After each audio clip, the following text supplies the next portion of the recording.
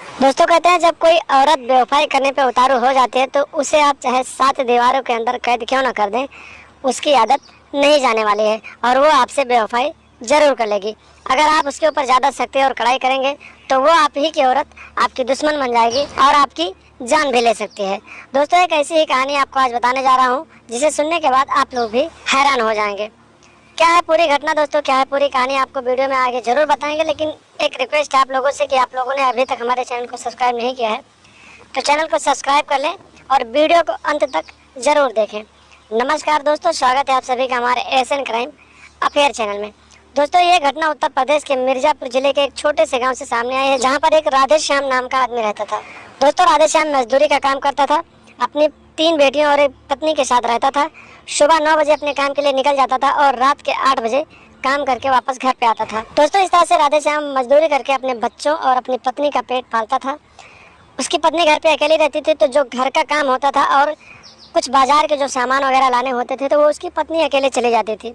एक दिन की बात है दोस्तों, राधे श्याम की जो पत्नी थी बाजार गई हुई थी कुछ सामान लेने के लिए। तभी उसने एक रिक्शे वाले को हाथ दिया और रिक्शे वाले को बोला कि भैया हमें इस गांव तक छोड़ दीजिए।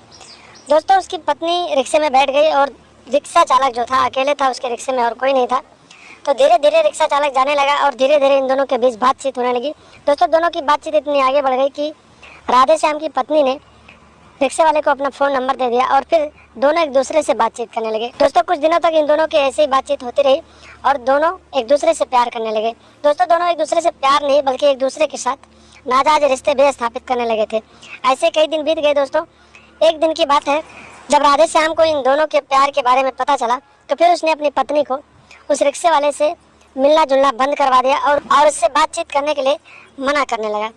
दोस्तों जब राधे श्याम ने अपनी पत्नी के ऊपर कड़ाई किया तो उसकी पत्नी कुछ दिनों तक शांत हो गई, लेकिन जब उसने देखा कि वो अपने प्रेमी से बातचीत नहीं कर पाएगी और उससे नहीं मिल पाएगी, उसके साथ अपने उसकी बाहों में कुछ मज़े नहीं ले पाएगी, उसके साथ रंगरलियाँ नहीं उड़ा पाएगी, तो उसने अपने प्रेमी के साथ मिलकर अपने ही पति को रास्ते से हटाने का प्लान कर लिया।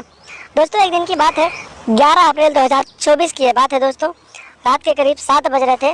राधे श्याम अपने काम से छुट्टी करके घर वापस आ रहा था। तभी उसकी पत्नी ने फ़ोन किया और पूछा कि तुम कहाँ हो। तो राधे श्याम ने अपनी पत्नी को सही सही बता दिया कि मैं रास्ते में हूँ और इस जगह पे पहुँचा हूँ, घर आ रहा हूँ। दोस्तों इतना बात करने के बाद उसकी पत्नी ने फ़ोन कर दिया और अपने प्रेमी को फ़ोन किया और बताया कि मेरा पति इस जगह पर पहुँचा है, तुम जाकर उसकी हत्या कर दो। दोस्तों उसका प्रेमी जो था अपने 2 दोस्तों के साथ पहुंचा और उस जगह पर जाकर पहुंच गया जहां पर उसके पति ने अपना लोकेशन बताया था। और फिर उसने राधे श्याम को रोक लिया और फिर बिना कुछ बोले सीधे पिस्टल निकाला और उसे गोली मार दी। दोस्तों मौके पर ही राधे श्याम की मौत हो गई। इस तरह से दोस्तों राधे श्याम को मौके पर ही उसकी पत्नी के प्रेमी ने मार डाला और उसके बाद वहां से फरार हो गए।